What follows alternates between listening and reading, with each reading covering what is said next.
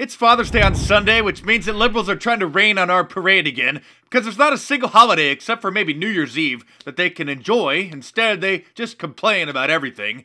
This time, they're upset that Father's Day perpetuates gender stereotypes and heteronormativity. Let me translate that liberalism for you. They're upset that Father's Day and Mother's Day perpetuates the idea, the fact, that heterosexual couples are normal, hence their new term, heteronormative, which they say is a problem. How Father's Day and Mother's Day teach gender stereotypes to kids. This article was actually written by a supposed father who, for some reason, the court allows to have children in his home and raise them, who writes, quote, "I try to teach my two boys to challenge these traditional male roles, to question what it means to be masculine, and not pigeonhole members of any gender. But I can already see that they have an aversion to pink, and the only recent superhero film that they have not been excited about is Wonder Woman. This sexist crap is leaching in, no matter how hard I try. Perhaps the whole thing needs a rethink, especially given the growing diversity of families, whether it be single parents, blended families, same-sex parents, or grandparents that are steering the parental ship. What would be wrong with just one Parents' Day, where we celebrate keeping our kids alive together in our myriad of forms? The liberal pathogen that we're seeing in the United States of America is also spreading rapidly in Australia. This creature wants to do away with Father's Day and call it Special Persons Day instead, so it's more inclusive. But let's turn now to the push to rename Father's Day Special Persons Day so children without a dad aren't offended. A growing number of politically correct schools and kindies are embracing the name change, but they're copping a lot of criticism for it. Now, earlier I spoke with Dr. Red Ruby Scarlett, a university academic and convener of the Social Justice in Early Childhood activist group.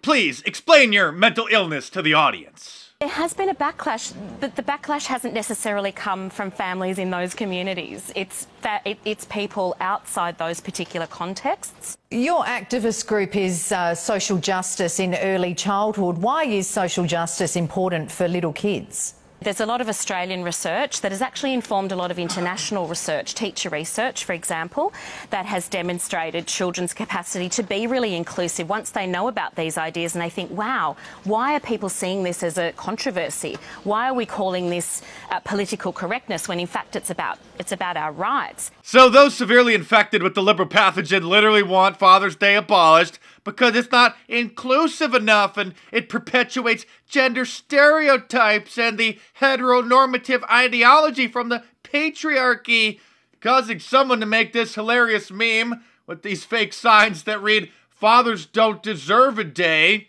and "End Father's Day," causing Snopes to debunk this fake news that the radical feminists want Father's Day eliminated.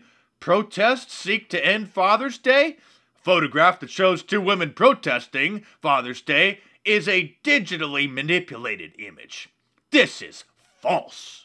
Of course, the left can't meme and don't understand memes, and while the signs were photoshopped, the meme itself conveys the truth. Here's an article from the Huffington Post, the Huffing Paint Post. 3 reasons why Father's Day should be abolished. It gets so much worse, though. The leftist lobbying group GLAAD, the Gay and Lesbian Alliance Against Defamation, put out a Father's Day resource kit that says every year on Father's Day, the media give considerable attention to our fathers, our grandfathers, our brothers, and our sons by highlighting the contributions they make to their families and communities. The lives of gay, bisexual, and transgender parents and their families are often absent in Father's Day coverage, since print and electronic press reports often focus solely on straight parents. GLAAD encourages journalists to include gay and transgender families in their coverage of Father's Day. This toolkit provides story ideas and suggestions on how to make coverage of Father's Day more inclusive. The Jewish Anti-Defamation League, the ADL, also published a guide for teachers and schools to make classrooms inclusive for students with two dads. In discussions about family, actively discourage the concept of a traditional, average, or normal family, it says. As a school, evaluate the messages you convey through language, policies, and procedure. Rethink forms, permission slips, and other procedures that explicitly ask for mother and father identifying information. Instead, change these designations to parent or guardian across the board. In talking with children, use terms like parents and guardians or adult family members rather than mothers and fathers.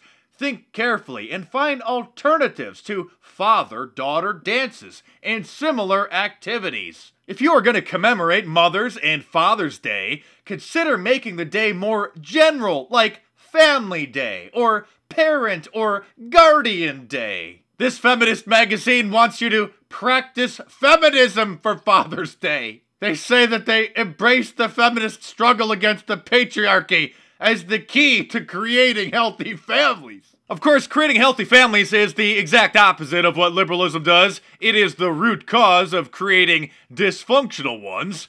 And the traditional family is literally enemy number one of liberalism, which is why we have to preserve and protect it at all costs. If you enjoy these videos, then I hope you'll support my channel and get yourself an awesome shirt at the same time by going to my online t-shirt store by clicking the link in the description below, or go to MarkDice.com, order yourself a Liberalism Find a Care shirt.